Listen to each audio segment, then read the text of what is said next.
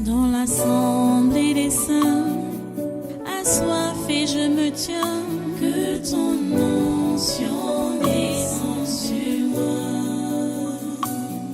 Conscient que mon destin est dans le creux de ta main, que ton onction descende sur moi. Je suis disposé, assoiffé, que ton onction descende sur moi. Je suis disposé, assoiffé,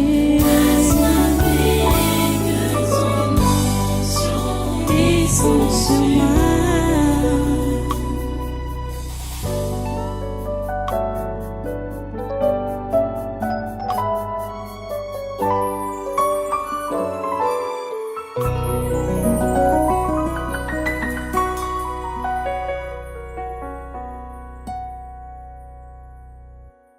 Paul pouvait dire à Timothée, dans 2 Timothée au chapitre 4, verset 1, « Je t'en conjure devant Dieu et devant Jésus-Christ, qui doit juger les vivants et les morts, et au nom de son apparition et de son royaume, prêche la parole, insiste en toute occasion favorable ou non, reprend, censure, exhorte avec toute douceur et en instruisant.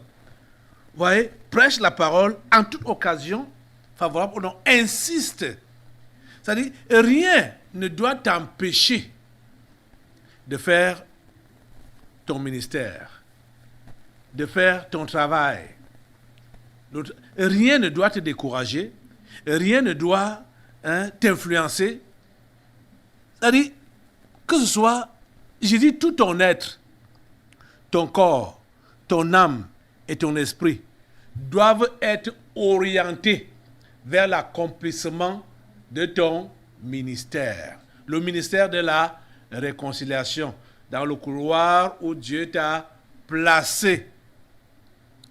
Tu comprends ça? Et nous avons vu ce passage-là un jour ici où Paul assimilait, du moins, le christianisme au sport. Et allons dans 1 Timothée au chapitre 4, 1 Timothée chapitre 4, au sport, donc, et pour être performant dans le sport, il faut s'exercer. Donc, la chrétienté, ça s'exerce. Le ministère, ça s'exerce. Ce n'est pas facile. Ça s'exerce. 1 Timothée chapitre 4, à partir du verset 7, Paul dit, toujours à Timothée, « Repousse les contes profanes et absurdes. Exerce-toi à la piété. Exerce-toi à la piété. Exerce-toi à la piété. Exerce-toi à ton ministère. Ce ministère de la réconciliation. On s'exerce. Exerce-toi à la piété. Car l'exercice corporel est utile à peu de choses, tandis que la piété est utile à tout, ayant la promesse de la vie présente et de celle qui est à venir. Oh mon Dieu. Oh mon Dieu. Quand tu es exercé à la piété, tu gagnes doublement. Tu gagnes pendant que tu es ici encore sur la terre et tu gagnes la vie éternelle. Tu gagnes doublement. C'est ça qu'on voit ici. Exerce-toi à la piété, car l'exercice corporel est utile à peu de choses, tandis que la piété est utile à tout. Donc, ça veut dire que tu gagnes tout. Quand tu t'exerces à la piété, tu gagnes tout. Et gagner tout, c'est quoi? Ayant la promesse de la vie présente et de celle qui est à venir. Comment est-ce que tu as la promesse de la vie présente? Jésus l'a dit exprès ou expressément que je serai avec vous tous les jours jusqu'à la fin du monde. Voilà une promesse de la vie présente. Il n'y a pas un jour où Jésus est absent dans ta vie en tant que chrétien. Et si Jésus est avec toi, tu as et tu es tout ce qu'il a prévu pour toi. Tu as ce qu'il a prévu et tu es ce qu'il a prévu parce qu'il est avec toi. Parce que c'est Jésus qui est le comble de tout. Hein? Jésus est le comble de tout. Tu comprends ça? Et Jésus a dit que je serai avec vous tous les jours. Je dis, même si tu es en train de voir qu'une journée est morose, sombre, obscure, non. Ça, c'est juste une illusion. C'est une illusion. Tu comprends ça? La réalité est ceci, ce que je vais te lire. Dans Colossiens chapitre 1, à partir du verset 12. Voici la réalité. Rendez grâce au Père, qui vous a rendu capable d'avoir part à l'héritage des saints dans la lumière, qui nous a délivrés de la puissance des ténèbres et nous a transportés dans le royaume du Fils de son amour, et en qui nous avons la rédemption, la rémission des péchés. Il est l'image du Dieu invisible, le premier-né de toute la création. Parlant de Jésus, hein? Car en lui ont été créées toutes les choses qui sont dans les cieux et sur la terre, les visibles et les invisibles, trône, dignité, domination, autorité. Tout a été créé par lui et pour lui. Tout a été créé par lui et pour lui. C'est celui-là par qui et pour qui tout a été créé. Qui dit qu'il est avec toi tous les jours? Oh mon Dieu, puisses-tu ouvrir les yeux à ces incrédules et les transformer d'incrédules en hommes de foi ou en femmes de foi, pour qu'ils comprennent que tu n'as jamais dit au revoir, que tu n'as jamais dit tu es là, tu es présent et toujours présent. Jésus a dit, je serai avec vous tous les jours. Jésus n'est pas avec nous seulement quand on est ici au culte, les jeudis, ou quand on est au culte, les dimanches, ou pendant les séminaires. Ce n'est pas ça. Jésus est avec nous tous les jours. Il a dit qu'il est avec nous tous les jours. Si tu es chrétien, sache que Jésus est avec toi tous les jours. Cela ne veut pas dire que tu ne peux pas connaître les défis. Loin de là. Tu connaîtras les défis. Mais les défis n'excluent pas la présence permanente de Jésus avec toi. Tu comprends ça? Donc, à partir d'aujourd'hui, il faut vraiment que tu puisses donner le meilleur de toi-même. Donne le meilleur de toi-même. J'ai dit quoi? J'ai dit, donne le meilleur de toi-même. Quand Paul encourageait et exhortait Timothée, il pouvait lui dire, pour toi, je suis dans 2 Timothée au chapitre 3, à partir du verset 10, pour toi, tu as suivi de près mon enseignement, ma conduite, mes résolutions, ma foi, ma douceur, ma charité, ma constance, mes persécutions, mes souffrances. À quelle souffrance n'ai-je pas été exposé à Antioche, à Icône, à Lystre? Quelle persécution n'ai-je pas supporté? Et le Seigneur m'a délivré de toutes. Verset 12. Or, tous ceux qui veulent vivre pieusement en Jésus-Christ seront persécutés. Tu comprends? Ce n'est pas parce que Jésus est avec toi tous les jours que tu ne vas pas connaître ces épreuves, les persécutions, les oppositions, la souffrance. Non. C'est même parce que Jésus est avec toi que tu passeras par ces choses. Parce que ces choses sont pour toi, ou seront pour toi, une école. Puisque ton maître même Jésus, lui-même, il est passé par là. Tu es en train de comprendre ça? Concentre-toi à partir d'aujourd'hui à ton ministère. Le ministère de la réconciliation. Donc, tu ne dois plus chercher à défendre ou à protéger ta vie. Parce que cette vie-là ne t'appartient pas. Cette vie-là appartient à Dieu. C'est lui qui te l'a donnée. Tu ne dois plus chercher à la protéger, à la préserver à tout prix. Et déjà, Jésus a dit que celui qui va donc protéger ou préserver sa vie va la perdre. Mais celui qui va la perdre à cause de lui va la sauver, cette vie-là. Tu comprends?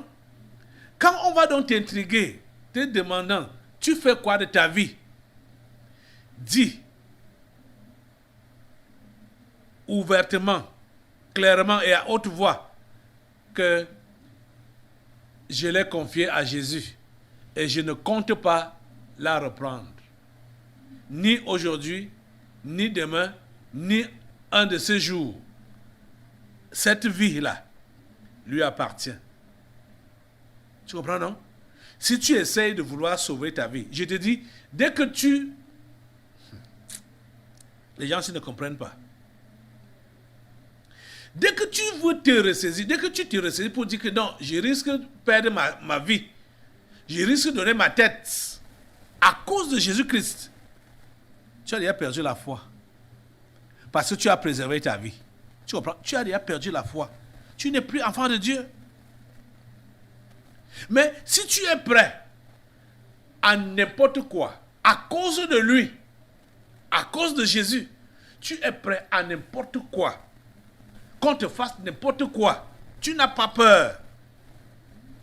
Dieu peut bien s'asseoir sur son trône, sachant qu'il a un représentant sur la terre, que tu es, toi son enfant. Dieu agit sur la terre par l'entremise de ses enfants. Ceux-là qui comprennent qu'ils ont un Dieu puissant, un Dieu grand, un Dieu bon, un Dieu fidèle, un Dieu qui a tout ce qui est bon comme superlatif dans les qualifications, dans les adjectifs qualificatifs.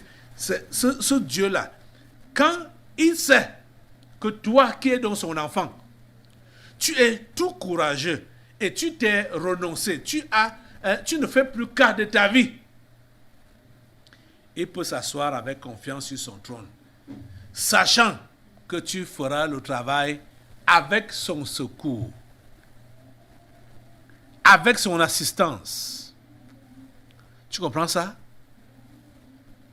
Est-ce que Dieu peut compter sur toi à partir d'aujourd'hui? Est-ce qu'il peut vraiment compter sur... Est-ce que son travail, ce ministère peut prospérer entre tes mains? Ou va prospérer entre tes mains à partir d'aujourd'hui? Tu cherches quoi faire alors que tu as à faire. Oh mon Dieu. Une carrière a été ouverte devant toi.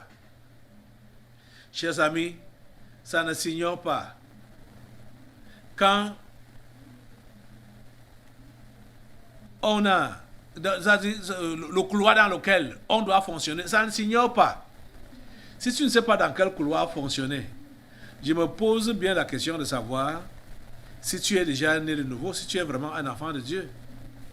Je vous avais déjà enseigné, vous donnant même des indicatifs, que le tronc commun de ce travail ou de ce ministère de la réconciliation, le tronc commun que Dieu nous donne d'abord, c'est-à-dire ce que tout le monde en tant que chrétien est appelé à faire, c'est dans le domaine de la prière, l'intercession.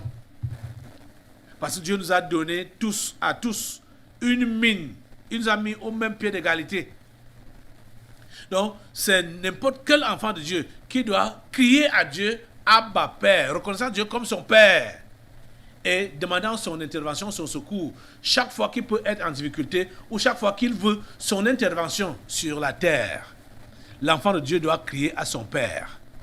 Nous avons tous ce ministère-là. Vous comprenez ça? Nous avons tous ce ministère-là. Vous comprenez? Et c'est à partir de là que les autres aspects peuvent se voir dans notre vie. Parce que c'est pendant que tu pries, tu es donc en communion avec Dieu qui va t'ouvrir davantage les yeux, t'ouvrir davantage l'esprit pour que tu comprennes la suite de ton ministère. Comment tu dois faire? Commence par la prière. Tu comprends? Commence par la prière et sois constant. Paul rappelle à Timothée sa constance. Sois constant dans le ministère que tu es appelé à exercer. Sois constant dans ta chrétienté. Sois constant dans ta foi. Sois constant. Sois constant. Tu comprends ça? Paul a eu à donner beaucoup de conseils à son enfant Timothée dans ce sens-là. Que ce soit dans sa première ou dans sa seconde lettre, comme ce que nous avons lu dans 1 Timothée chapitre 4 là. Je vais repartir à ce niveau-là. 1 Timothée chapitre 4 à partir du verset 7 où il dit « Repousse les contes profanes et absurdes. » Donc, les bavardages inutiles, des causeries vaines, ça ne sert à rien. Hein? Et vous êtes champion dans ça. Hein? Oh mon Dieu. Des bavardages inutiles, des causeries vaines, c'est l'oisiveté. L'oisiveté. Vous êtes là à bavarder, à taper des commentaires sur des futilités. Ça sert à quoi? Ça fait avancer le royaume de Dieu en quoi? Ça fait avancer le royaume de Dieu en quoi? Hein? Et l'apôtre dit repousse.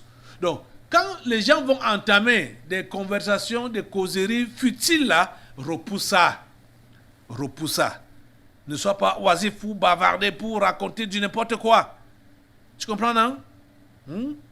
Repousse les contes profanes et absurdes. Exerce-toi à la piété, car l'exercice corporel est utile à peu de choses, tandis que la piété est utile à tout, ayant la promesse de la vie présente et de celle qui est à venir. C'est là une parole certaine et entièrement digne d'être reçue. Nous travaillons en effet et nous combattons parce que nous mettons notre espérance dans le Dieu vivant qui est le sauveur de tous les hommes et principalement des croyants. Déclare ces choses, enseigne-les, que personne ne méprise ta jeunesse, mais sois un modèle pour les fidèles, en parole, en conduite, en charité, en foi, en pureté. Jusqu'à ce que je vienne, applique-toi à la lecture, à l'exhortation, à l'enseignement. Vous voyez, l'apôtre Paul encourage Timothée à lire les parchemins, donc à lire l'Ancien Testament. C'est ça qu'ils avaient à leur époque. Et il dit de faire quoi? S'appliquer à la lecture. Donc la méditation. Tu comprends? Tu ne peux pas dire que tu vas accomplir ton ministère sans la prière et la lecture de la Bible. Et l'application à la prière, l'application à la lecture de la Bible. Tu dois être appliqué. Appliqué à la prière, appliqué à la lecture de la Bible, à l'exhortation, à l'enseignement. Donc, exhorter, c'est quoi? Encourager les autres à aimer le Seigneur, à le servir. Et il dit, au verset 14, ne néglige pas le don qui est en toi et qui t'a été donné par prophétie avec l'imposition des mains de l'assemblée des anciens. Occupe-toi de ces choses. Donne-toi tout entier. Donne-toi tout entier à elle. Occupe-toi de ces choses. Donne-toi tout entier à elle, afin que tes progrès soient évidents pour tous. Donne-toi tout entier. pas avec réserve. Donne-toi tout entier. Je dis pas avec réserve. Pas avec réserve. Donne-toi tout entier à ce ministère, le ministère de la réconciliation. Donne-toi tout entier dans le couloir où tu exerces, dans le couloir où tu fonctionnes. Donne-toi tout entier, corps, âme et esprit. Pas de réserve. Tu as compris? Cette vie ne t'appartient pas. Cette vie-là t'a été prêtée. Et tu dois rendre compte de cette vie. Comment tu l'auras passée ici sur la terre? Oh mon Dieu, aide ces hommes et ces femmes à comprendre. Aide-les à comprendre. Aide-les à comprendre. Aide-les à se ressaisir. Et à pouvoir faire ta volonté pendant leur passage sur la terre. Oh Seigneur, interviens. Oh Seigneur, interviens. Oh Seigneur, interviens dans ces vies. Que le Seigneur vous aide. Que le Seigneur vous aide. Le genre de chrétien qu'on a aujourd'hui, qui est seulement derrière la mondanité, derrière la mode, derrière l'habillement, derrière les futilités, derrière le néant, des contes profanes, des causeries vaines, des racontages, le colportage, le congossa et tout ça. C'est à cela que vous vous donnez entièrement. Donnez-vous entièrement à la bonne cause. Donnez-vous entièrement pour l'avancement du royaume de Dieu. Vous êtes capable. Vous êtes capable. Il a mis un dépôt en vous. Il a mis un dépôt en vous. Utilisez ce dépôt-là à bon escient. Vous êtes en train de comprendre? Utilisez ce dépôt à bon escient. Au nom puissant de Jésus. Alléluia. Béni soit le Seigneur. Béni soit le Seigneur. Paul dit, et tout cela vient de Dieu qui nous a réconciliés avec lui par Christ et qui nous a donné le ministère de la réconciliation. Le Seigneur nous a donné le ministère de la réconciliation. Car Dieu était en Christ, réconciliant le monde avec lui-même, en imputant pas aux hommes leurs offenses, et il a mis en nous la parole de la réconciliation. Dieu a mis en nous la parole de la réconciliation. Nous faisons donc les fonctions d'ambassadeurs pour Christ. Comme si Dieu exhortait par nous. Nous vous en supplions, au nom de Christ, soyez réconciliés avec Dieu. C'est l'exhortation là que je vous lance également aujourd'hui, ce matin. Au nom de Christ, soyez réconciliés avec Dieu. Nous avons reçu le ministère de la réconciliation. Je vous exhorte à vous réconcilier avec Dieu. Et je vous exhorte à persévérer dans cette réconciliation. Et je vous exhorte, chacun à ce qui le concerne, à se donner entièrement au ministère que Dieu lui a confié. Le ministère donc de la réconciliation. Réconcilier les hommes, réconcilier les païens avec Dieu. Nous devons nous atteler à cette tâche. Corps, âme et esprit. Je dis, même dans ton sommeil, tu dois être en train d'intercéder, de prier, de demander la grâce de Dieu pour le salut des perdus. Tout ce qui est à ton pouvoir, tu dois mettre ça pour le salut des perdus. J'ai dit tout ce qui est à ton pouvoir. Tu comprends ça? Tu dois le mettre pour le salut des perdus. C'est le travail que Dieu nous a donné. Notre Père travaille jusqu'à présent. Nous aussi, nous devons travailler. Nous devons nous atteler à faire du bien. Et le plus grand bien qu'on peut faire à un perdu, c'est qu'il soit retrouvé. Les brebis du Seigneur sont éparpillées là-bas dehors, dans la perdition totale. Il faut qu'on aille les chercher. Ces vieux cantiques qu'on nous a laissés, qu'on est en train de chanter, cherchons-les, parlant des brebis, cherchons-les. Vous sentez souvent ce cantique-là, cherchons-les. C'est maintenant que ton esprit doit réellement s'ouvrir, hein? Être exercé à comprendre qu'il faut que tu ailles chercher les brebis du Seigneur qui sont égarées là-bas dehors. Tu as compris ça? Donne le meilleur de toi-même. Tu n'as qu'une seule vie. Mets ça au bon service. Utilise ça à bon escient. La seule vie que Dieu t'a donnée. Il va te demander de rendre compte de cette vie-là devant le tribunal du Christ. Est-ce que tu pourras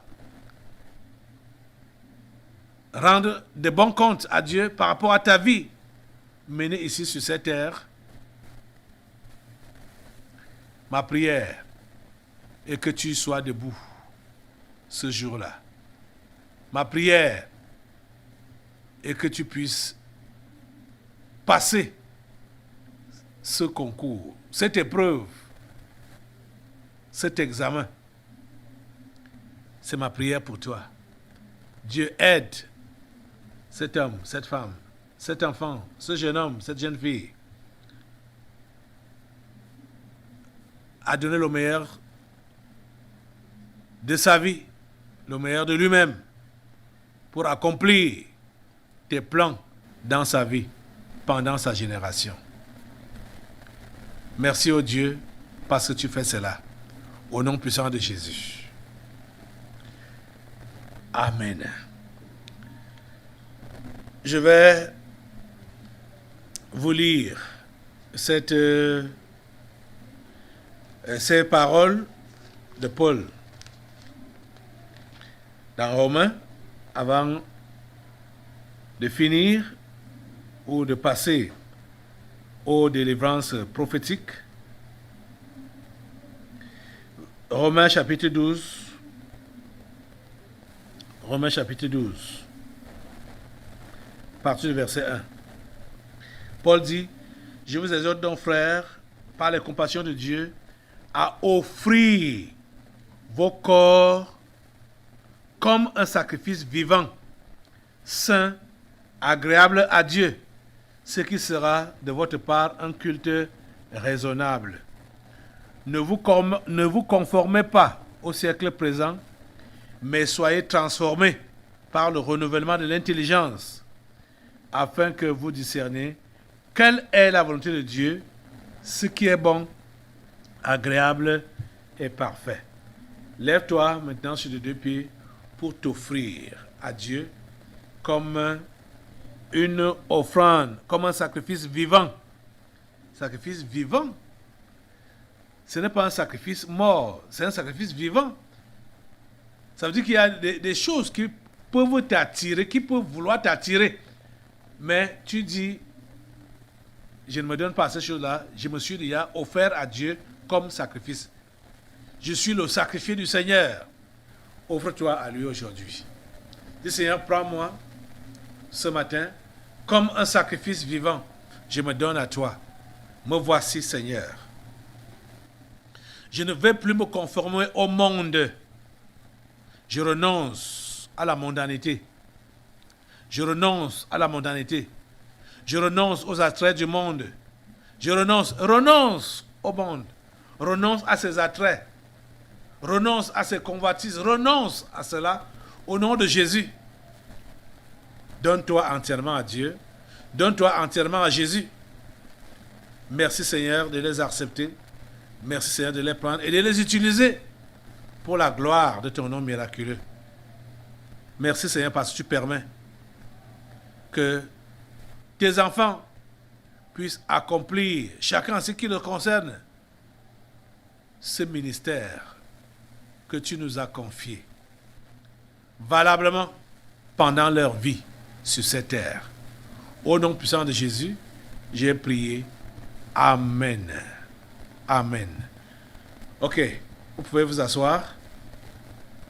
Nous allons maintenant passer aux délivrances prophétiques. Il y a en dehors des esprits présents qui pourraient aussi, du moins actuels ou de maintenant, qui pourraient interpeller ou faire des interpellations. Il y a un esprit que j'ai mis en cage depuis jeudi de l'autre semaine, la semaine passée.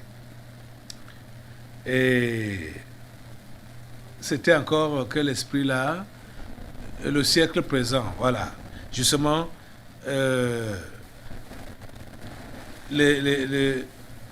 l'esprit qui prévaut dans Romains 12, qu'on venait de lire là, ne vous conformez pas au siècle présent. Il a interpellé plusieurs personnes. Ils étaient au nombre de 65. Tous n'ont pas encore, du moins, tous ne se sont pas encore présentés.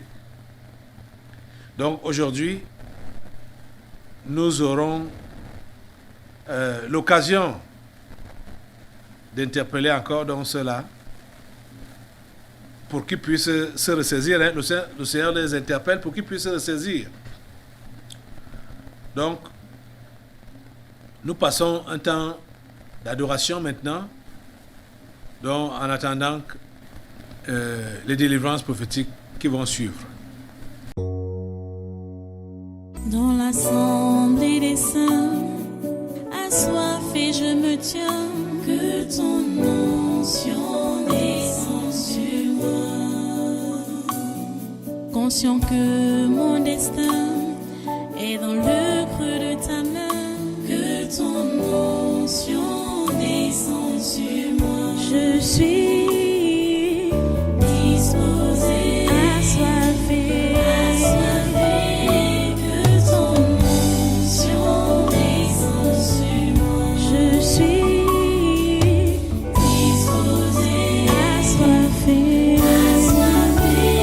que ton onction descende sur moi.